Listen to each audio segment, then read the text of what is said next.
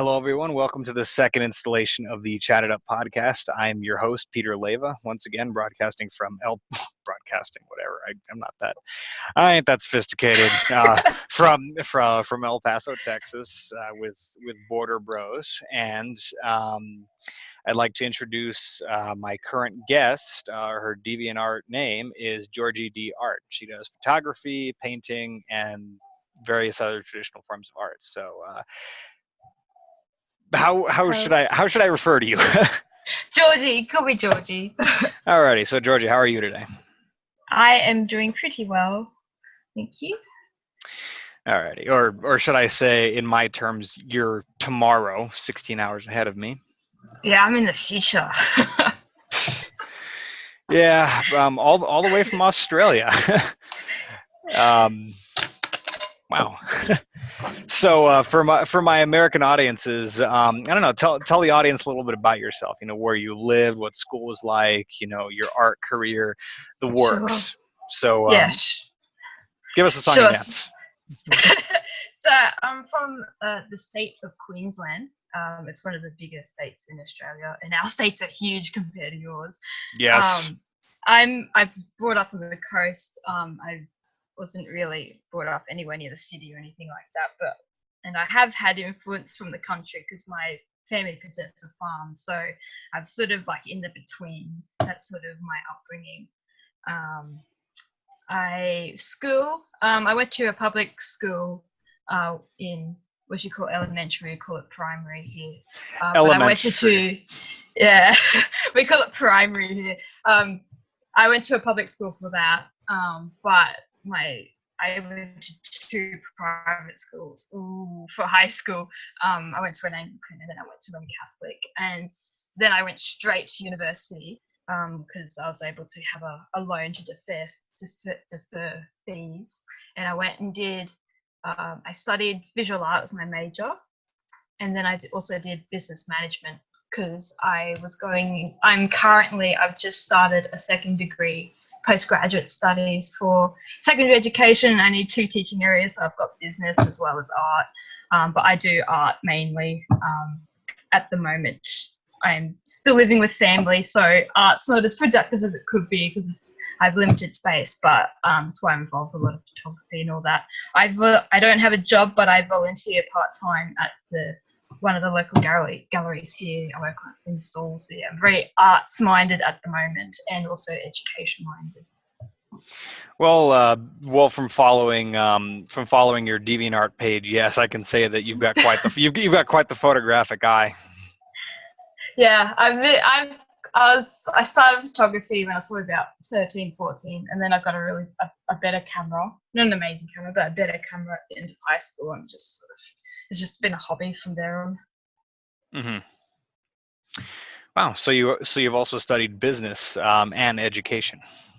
Yeah, so I didn't do a full business. I only did 6 courses in it, but mainly management courses, and I've just started my education once, which are postgraduate, and I'm freaking out about it. Yeah, it's kind of funny. Ever since I was introduced to the world of small business, I realized I wanted nothing to do with corporate America or white collar jobs. So my mom seems to think and seems to press on the idea of me doing some sort of postgraduate degree, and I'm like, I want to tell her no because I'm seeking self-employment, but that's not going to be an easy conversation to have. It's really interesting because you could end up being white collar just by doing blue collar jobs. Just by doing what? You can become white collar by doing blue collar jobs. I guess in a sense. In some ways. But I need for this. For what I'm going into, in order to be a registered teacher, I need a specific degree, and so I need the postgraduate for that. Yeah, to my knowledge, here stateside, I think you pretty much have to be a master's degree to be a full-time teacher. I know it varies from school district to school district, but I know that you can be a substitute teacher without a degree, depending on where you are. But they'll pay you more for having a degree and being a sub teacher. It's what I'm looking into as a day job to temporarily offset no, it's provide a temporary living while I build this professional YouTube career. So yeah, basically, when you learn how money works and how the American economy shifts, you want nothing to do with the traditional, go to college, work for 40 years, and try and hope to retire off of any of that. I mean, in America, that's just simply not the reality anymore.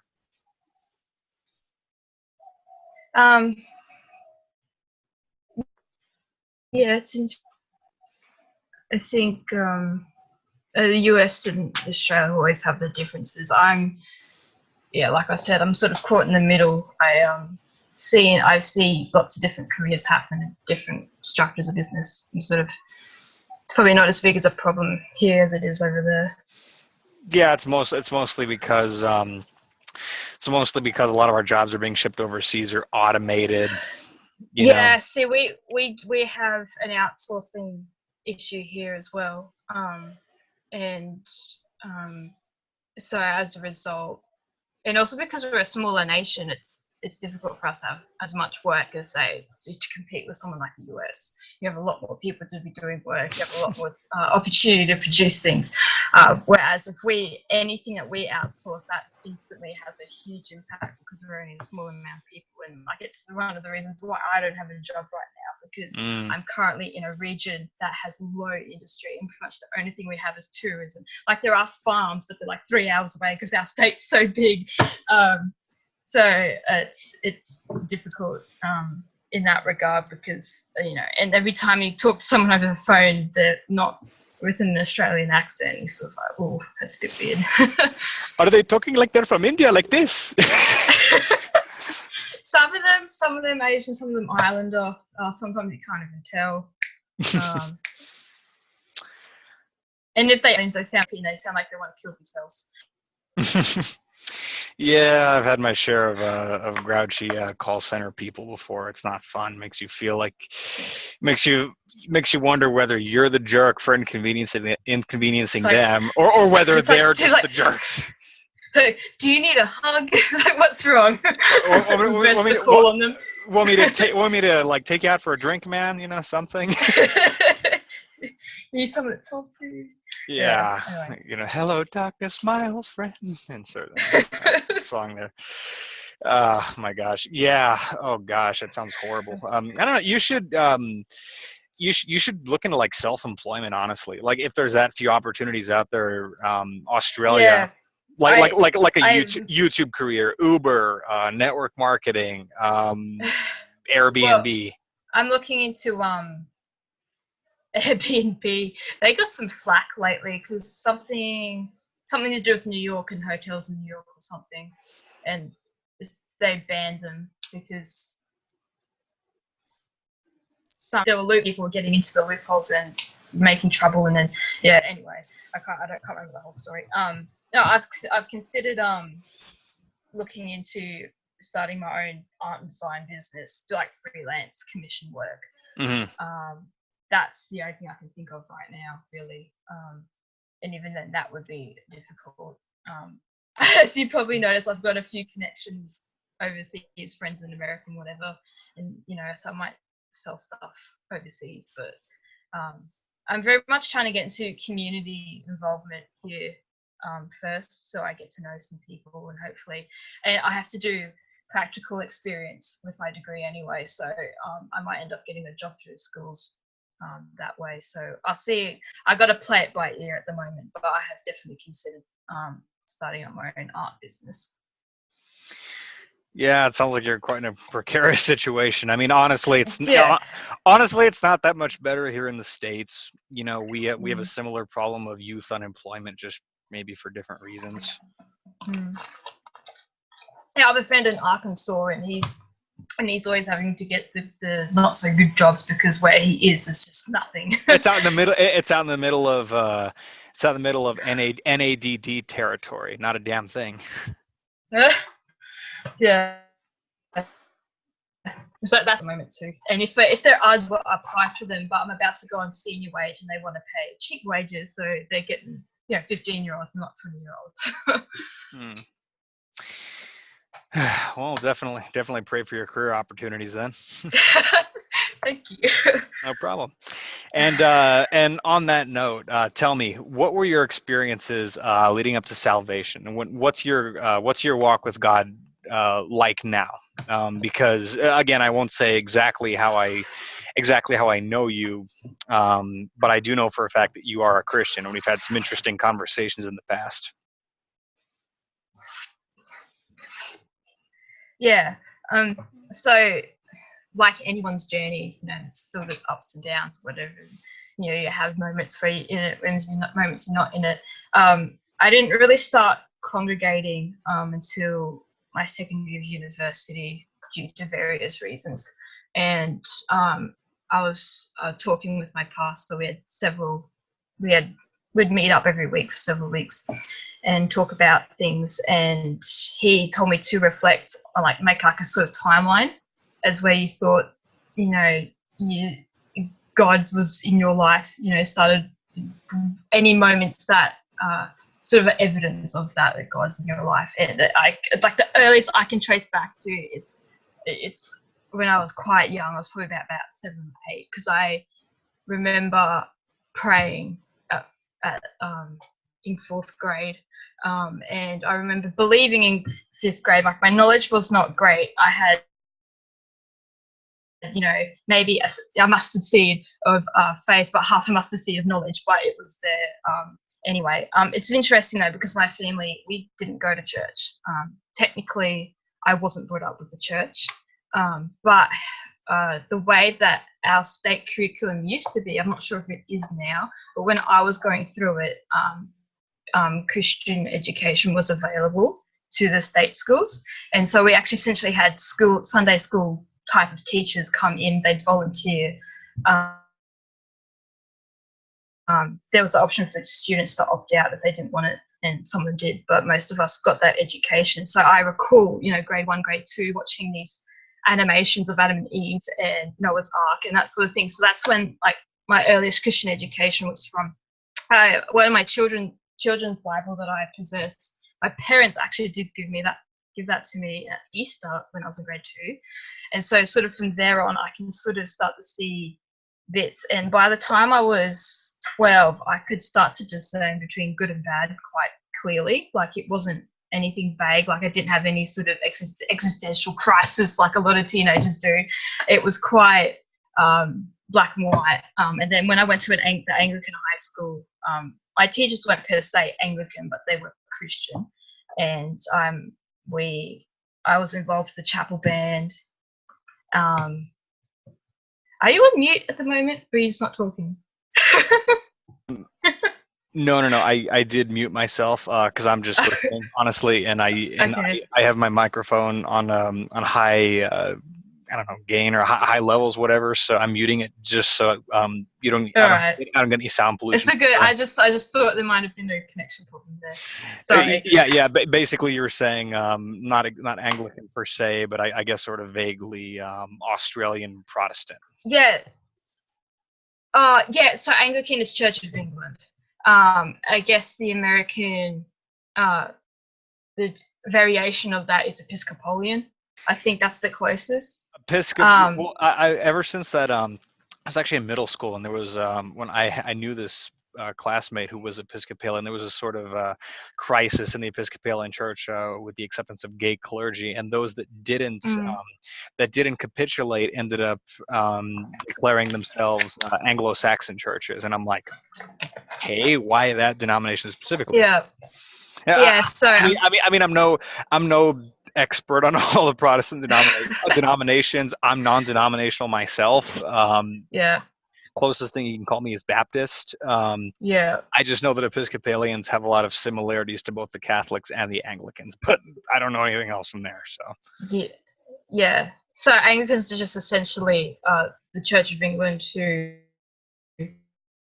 were influenced by the other reformers and started their own thing, and so they do visually very, very Roman, but theologically a bit different. And it's similarly, probably at the same time as you guys had that drama, England and Australia too were discussing ordination of gays and things like that. And that's something that's practiced here in Australia. No, but when Tango in school, I had just general Christian teachers, and so we actually had chapel service every week. But when I was in my second year there, we actually had like a Bible study youth group thing, and so I actually learnt a fair bit from there. And then I went to this big Pentecostal youth conference thing that same year, and that was interesting. I mean, I haven't been back, but that was definitely part of the journey. When I got to grade 10, the school for some reason had stopped our chapel services. The grade above me had it once a month, but we didn't have it at all. And that being not really part of the church myself, except only through school, that sort of, I realise now, at the time I didn't, but I realise now that actually affected my faith a little bit. And then I switched schools because we had some issues. And I went to a Roman Catholic school, and despite my parents not really being churchy people, they said, don't be a Roman Catholic because we're of like a Protestant background. And so I didn't partake in much of what they had on offer there. I was wary of it, sort of thing. No offense to any Roman Catholics. I'm from the border, right? I'm in El Paso, Texas. I'm on the border with Mexico. A city that's like 70% Hispanic, most of them Catholic. And I will tell you, you go to various people's houses and you'll see signs. Sorry, my mouth's a little sticky. Sorry, it's these ramen noodles I'm eating in the microwave. And the microwave in the business building was broken, so I just let them soak in cold water. So, it's hashtag the struggle is real in college. Back to the point. You will see that especially Mexican Catholics are extremely tribal. You'll see signs on some of their houses, esta casa es católica. No aceptamos propaganda protestante. Ni de otras denominaciones, which means, and by the way, I suck. I don't speak much Spanish at all. I took it in high school. That's the only reason why I can speak any of it. I'm an American. I speak English. But basically that means we are a Catholic house. We don't accept Protestant propaganda or any other denominations. You will see that around here. So trust me, I understand what it's like to be a Protestant surrounded by Catholics. I get you. One of the, what's the surprising things actually about the school, and I'm not sure that it was a Jesuit Roman Catholic school, and the Jesuits are I don't know how to explain it. You can't say they're a denomination within Roman Catholic. That's not quite right. They are a particular bunch of Roman Catholics who sometimes have things in conflict with other Catholics, but this school was a Jesuit school one. And I don't know if it's because of that or because of other reasons, but it was actually fairly laid back. I mean, we did have mass, there were prayers, there were a couple of Hail Marys, but for the most part, it was very open. And also just being Australians as they are, we're not very, there's not much pride, there's not much denominational pride. People are pretty, even if you are from another denomination, they're still willing to talk to you and whatever. So it was actually pretty good, and I got a pretty good education from there. But as a result, I undertook a class, an elective called Study Religion, and we studied all sorts of religions, mainly the top 5 in Australia.